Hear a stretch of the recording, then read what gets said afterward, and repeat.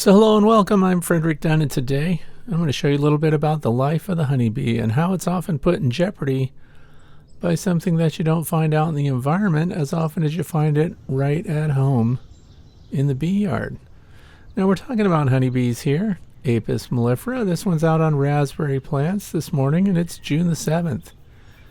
And what I want to show you is the environment here in the state of Pennsylvania, northeastern United States in North America. Honeybees fly everywhere, and you know what? They're in jeopardy. Everything wants a honeybee, it seems. Birds can eat them. Spiders eat them. Look at this web here. This is a tiny web, cobwebby looking stuff, so it's an itty-bitty spider in here that really can't do anything about the honeybee. So the only risk to the honeybee here would be the web itself.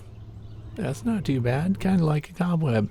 But here in the apiary, we have 30 colonies of bees right now, and every single honeybee colony has a resident hunter of bees.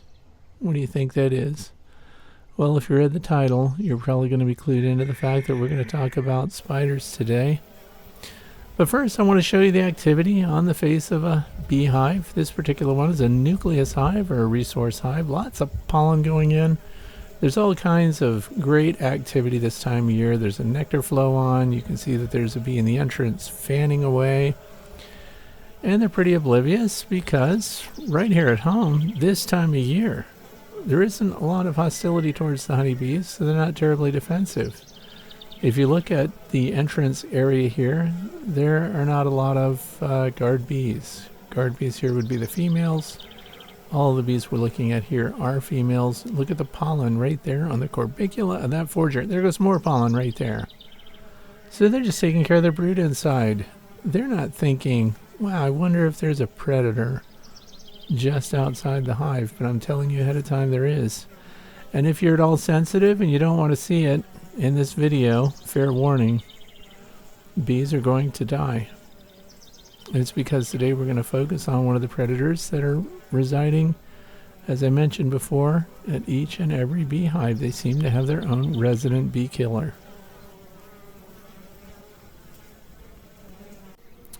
Now we're looking at an Apimaye hive. Listen how quiet things are here. Once again, going on business as usual, in and out. I'm going to swap out this entrance, by the way. This is a mouse guard style entrance that comes from Apimaye, but they have a new entrance design, so I'm going to unscrew these and replace them with the ones that are open to 3/8 of an inch. I just think I like them better.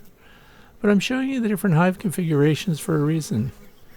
It doesn't matter what style or design of beehive you have, whether it's got a landing board, whether it's just an entrance through the front, this predator can get in there and get your bees. Now they don't hunt inside the hive. That would be a waste of time for the spiders. They're going to catch them on the outside.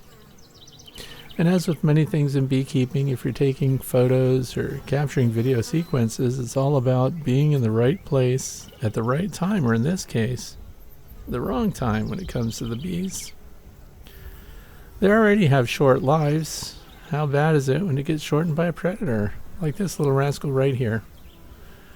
Now this one is on the piece of wood that supports an Apimaye beehive. And what kind of spider is this anyway? This is a jumping spider. And if you look it up, you'll find out that jumping spiders, the many species of jumping spiders, outnumber all the other spider species. This is the most common species of spider. In fact, there are jumping spiders that are so tiny you can barely even see them. Little gray ones. And if we make our comparisons between bees and spiders, for example, look at this jumper. It's also known as the bold jumping spider, or sometimes the daring jumping spider, and that's because look how perky it is. It's got big eyes, it stares right at you. It turns on a dime, it has jerky movements, so it's very alert. Look at that. How many eyes does it have? Well, like all spiders, it's got 8, but these eyes are big, especially those in the front. But you can see these very proud standing eyes on the back of its thorax there. You can't sneak up on a jumping spider. You make a movement behind it, boy, he pinwheels right around. And they can jump. That's why they're called jumping spiders, no big surprise. How far can they jump? Up to 50 times their own body length. And then that lets you know, well, how big does their body length get, you know? So 1/2 inch to 3/4, these are big. That means they're bigger than bees, or as big as a bee. And in this case, you're going to really see, because yes, the jumping spiders grab, kill, and eat honeybees. Look what's going on right up above where this one's sitting. Unbeknownst to these bees that are just doing their normal daily routine, they have a resident spider living underneath the hive. Now sometimes they might live underneath the hive itself, other times they're down underneath the hive stand. In some cases I've seen 2 or 3 jumping spiders within just a few inches of one another, so even multiples can be on the same hive. These things are pretty smart too. Now I don't mean smart in the way, people smart. Supposedly they've used some tools to get their prey to come out, things like that, leaves and so on, but I don't know anything about that. What I consider smart in this case is that this spider knows where the food is. It doesn't have to do a lot of hunting around. Now, spiders that live in webs, they rely on vibration to interrupt the web, and they go out on the web and then they get their food.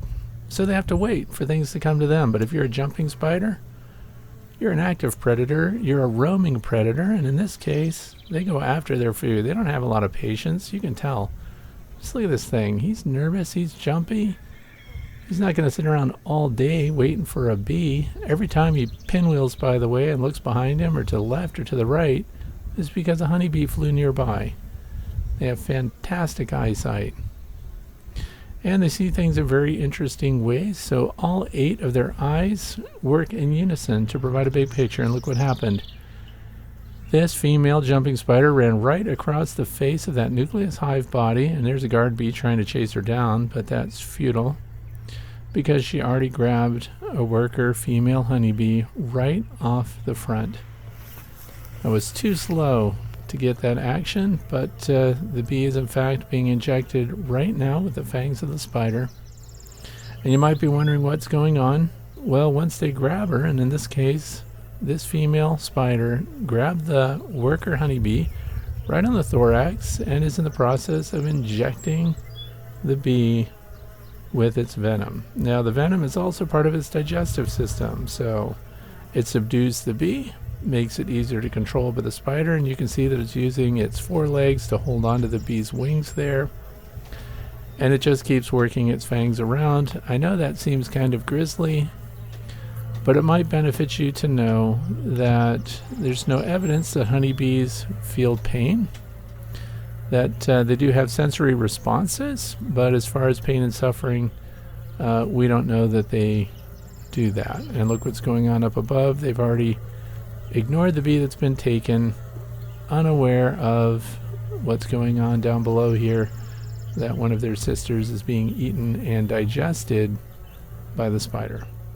Now you might be thinking, Fred, you're showing us this video of the bee being eaten by the spider. Why don't you save the bee? Well, once the spider gets a hold of them and injects them, it's pretty much all over with. This bee is being slowly paralyzed. This spider is not as good at it as some other spiders have been, because she's still wiggling her antennae, she's wiggling her forelimbs, and this is a full-grown female jumping spider, and look at her ability to grip underneath the landing board here. Gets out of the sun, gets in a private area where she can start her digestion process. So the process is really just called external digestion. That just means by injecting their digestive enzymes into the bee, it breaks down the tissues and they drink it back out. And look, here's another jumping spider who ran, brave as can be, right out onto an active landing board with all the guard bees and everything else, nabbed a worker, and is doing the same thing as the other jumping spider that we just saw. So as I mentioned before, there seems to be a resident jumping spider at every beehive, but this one did a better job of paralyzing the forager, because look, she's already stopped moving. Her antennae are steady, her forelimbs are not moving anymore, and the digestive process has already begun. But it's amazing how powerful they are. This one is definitely larger than the worker bee.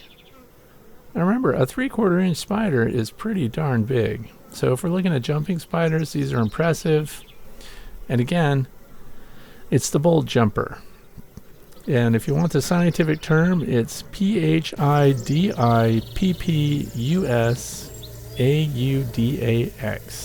I don't know how to pronounce it, so I'm just spelling it for you. And here the spider is underneath the landing board, taking its sweet time digesting the bee. Now, how many bees a day would one of these jumping spiders kill and digest? Well, to the best of my knowledge, about one a day. Because it takes them a long time to do this, and you might be wondering, I'm sure you are, how much of the bee does that spider eat? Well, all the digestion and all the resources that it's going to consume from this bee are on the inside of the exoskeleton. So when it's all said and done, this bee will just be unceremoniously dropped at the bottom underneath the hive, and the spider goes on about its business. The jumping spider doesn't make webs, as I mentioned before, like some of the other species of spiders do. They move around, but you know what one of the funny things is that the spider does? When it does take a leap, if it jumps off the edge, and by the way, apparently they can jump from hive to hive, so some of my hives must be too close together. When it jumps, it leaves a little strand of webbing, a single strand of web as an emergency kind of a catch web. If it misses the other hive when it jumps, although I haven't seen them miss, they seem very accurate. If they jump and miss, they'll dangle from that little strand that they ran out just as they left whatever platform or surface they're jumping from. The other thing is, when I get in close and I'm trying to get a picture of some of these, they look right at the camera and then they jump so fast they disappear. Well, they really didn't disappear. They land right on the camera, or sometimes they land right on me. Now that leads me to another question that you might be asking. Are the jumping spiders dangerous to people? No. So if you force a jumping spider to bite you, and that's really the only way you're going to get bitten by a jumping spider, is if you push your finger down on it and make it bite you, which I highly recommend you do not do. The proteins in the venom are not especially toxic to people. So that would not be the end of the world, although I don't recommend doing that. This really gives you a close-up look, and I'm sorry for the sounds that it's making because I'm moving the camera around trying to keep this spider in focus. It eventually withdraws further underneath the bottom board here, and then I just can't follow it anymore. It's too dark. I also apologize for the quality of this. I wasn't prepared to catch jumping spiders eating honeybees. So 2 different jumping spiders ate 2 different honeybees during the time here, and it was an opportunity for me to get video sequences and show you exactly what they do and how they do it. Now the spider is moving the bee's body around because, remember, it's injecting its venom and enzymes into all parts of the bee because it wants to liquefy the interior material. And there it is, scooting up further. See the little strand of webbing sticking out of the rear end there? I didn't even realize I'd caught that until I'm looking at this on screen. And they don't spin webs, as I mentioned before, but sometimes when you're pulling your hive covers off, you'll see a little ball of cottony material, and that will be your jumping spider's babies. So there will be more. So I hope that you enjoyed watching some of this, because it is interesting. A lot of people wonder if they eat bees, and I'm here to tell you they do. So the next time you see a little rascal like this jumping spider here, you might have an appreciation for its ability to jump, to move, to hunt, to spread that little strand out as a safety net, and have an appreciation for a predator that's not doing a lot of damage to honeybees, but it is catching honeybees and eating them right where they live. Thanks for watching.